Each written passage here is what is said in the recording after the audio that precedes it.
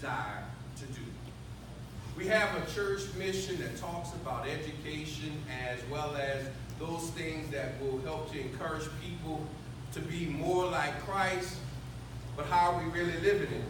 How do you desire to live it out is our next question. And just so that you know it, if you're not a member here, you're excused.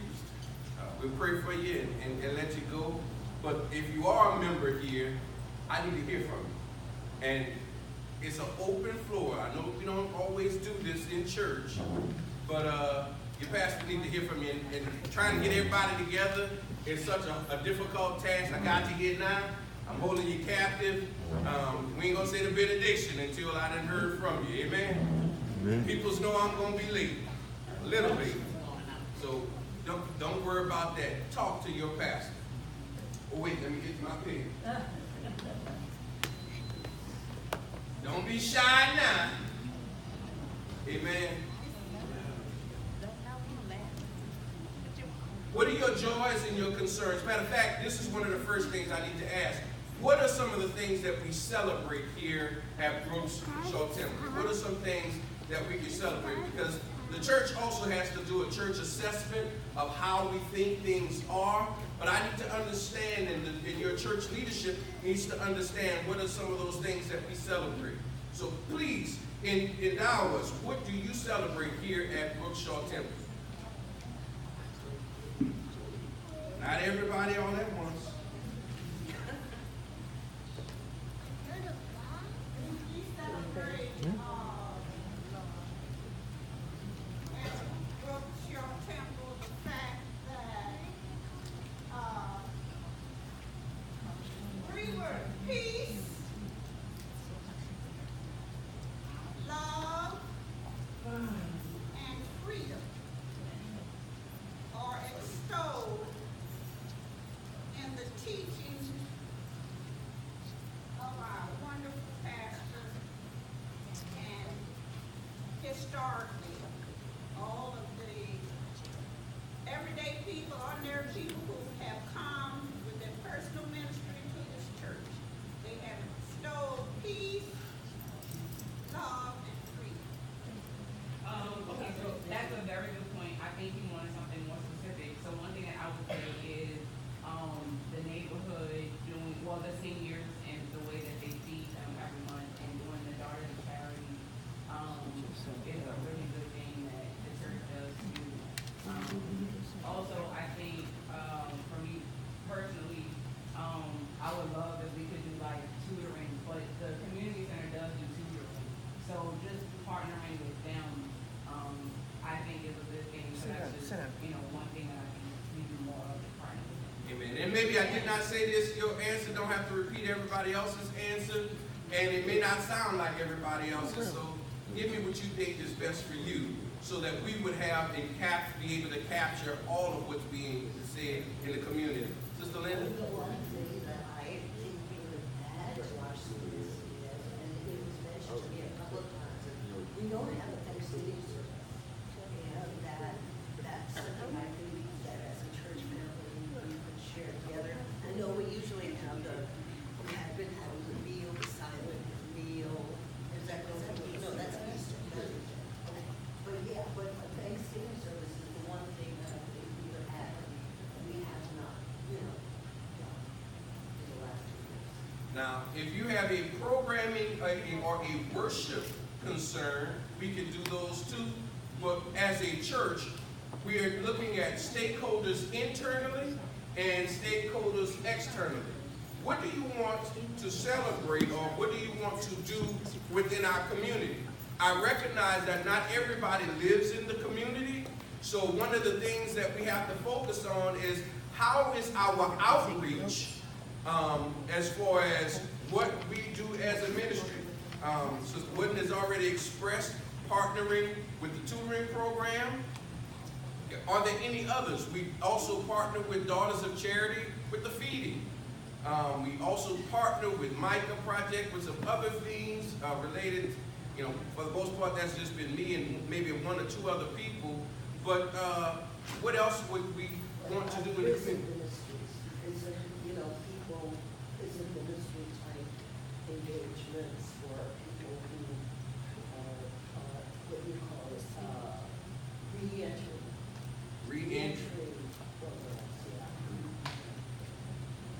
Anyone else? I'm gonna go this and this and Jeff. I also like the idea of doing like Grievers Anonymous, like Who? Grievers Anonymous, like a group for people who are grieving.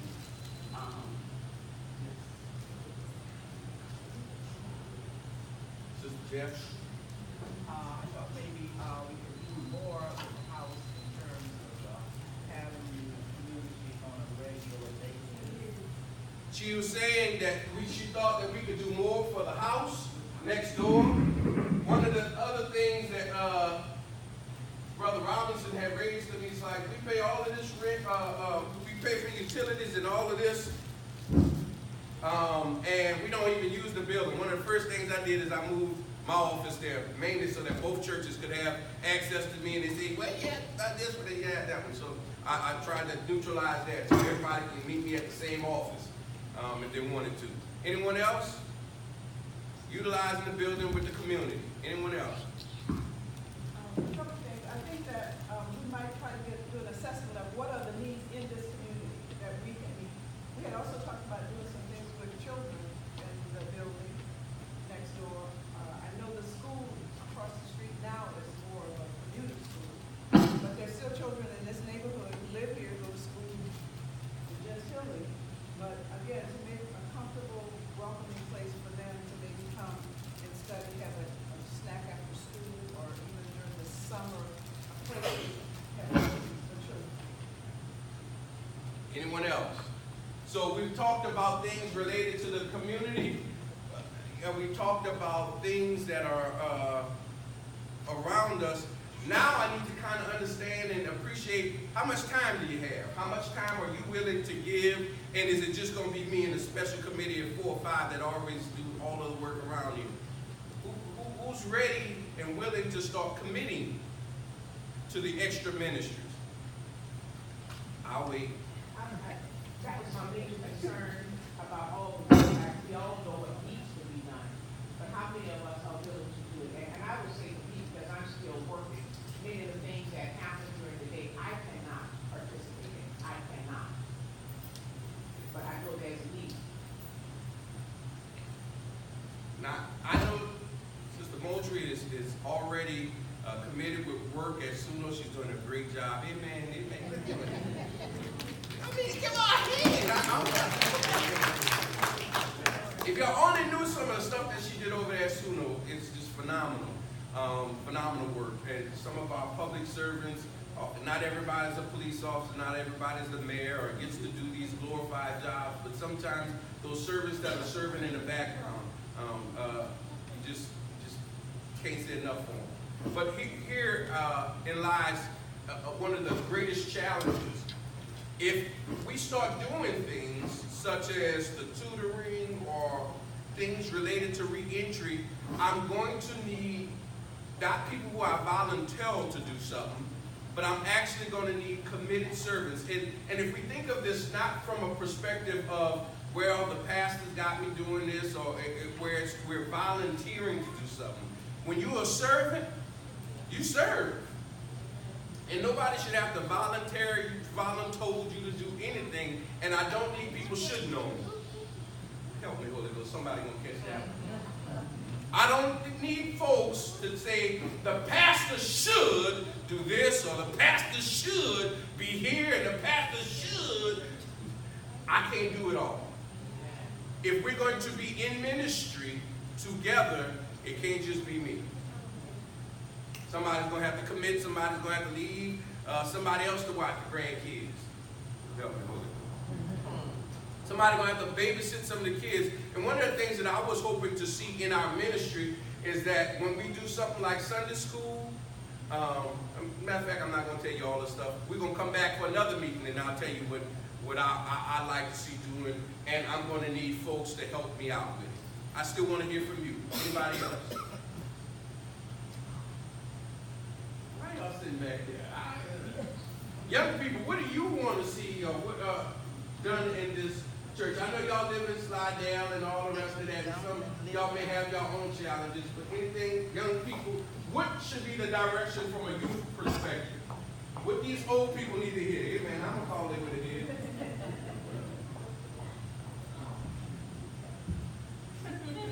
What would you like to see in your church? I think I like when you preach, like today, how you brought like a song that was more popular to listen to, like new things that we experienced that it gave us. Because I personally like the bless, living my blessed life.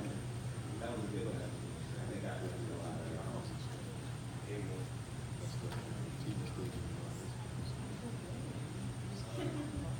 Y'all heard that? That was relevant messaging.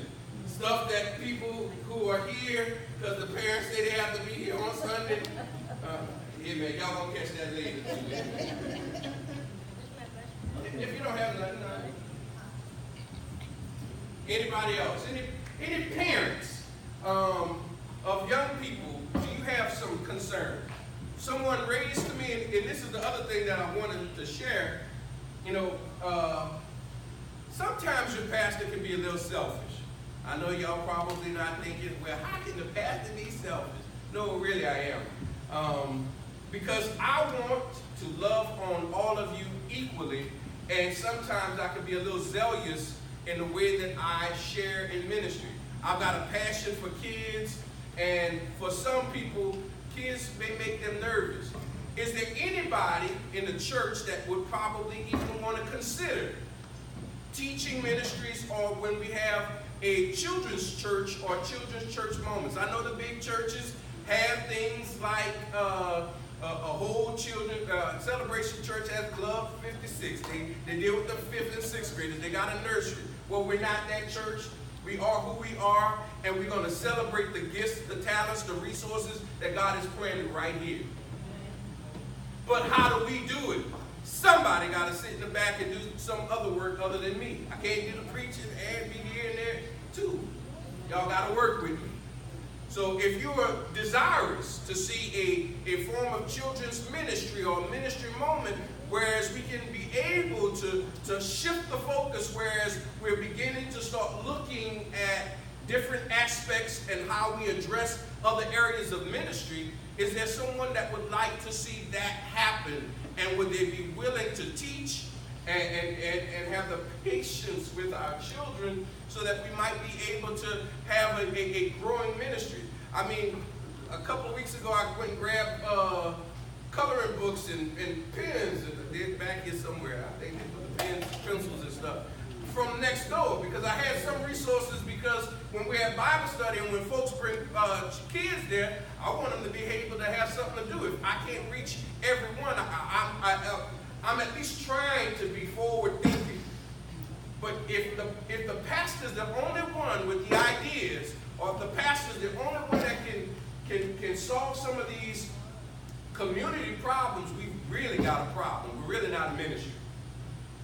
Amen went right there, somebody. So, do we want to see in our future something with children's ministry where it becomes really, really relevant? Or are we going to just focus on where we are? I would say to you, Mr. Roberson. KC is fine. Casey, I gave you my number in July, and I mailed you a letter on committee to children. You never called me back. You never called me when you stand in front of the Congress. You never responded to my text messages or whatever. So, one of the other things that we can talk about, and thank you. Well, I sent you the last one certified mail. I haven't gotten some of those communications, but let me address some of the things that you said. And this is for everybody. I'm glad she brought this up. If you call me, if you contact me, and I don't respond to you, please call me again. I am typically in this, well, not necessarily in this building, but next door. If you see that black SUV sitting out there, the pastor's in it. I spend at least 40 hours at a minimum right there. That's not including going to hospitals or people's homes or other things that are in the community. If you see that car, and they're typically here in the mornings and especially in the evenings, come by and check me out. You can email me. I have not received certified mail here at the church. I think I get a lot of the mail, but send the information. One of the things that your pastor has been doing is for the first, some pastors like to make a whole bunch of changes, but I'm new. I'm still getting to know who you are, what your gifts are, and trying to identify and deploy the best gifts.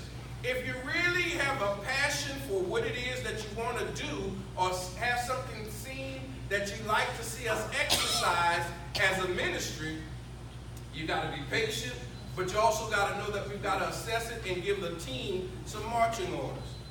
I cannot do it all. I'm not going to try to do it all. I'm going to use the leadership, and I'm not the only one. Our lay leaders here, our PPR chair is here, our trustee chair is here. Let's use the whole team.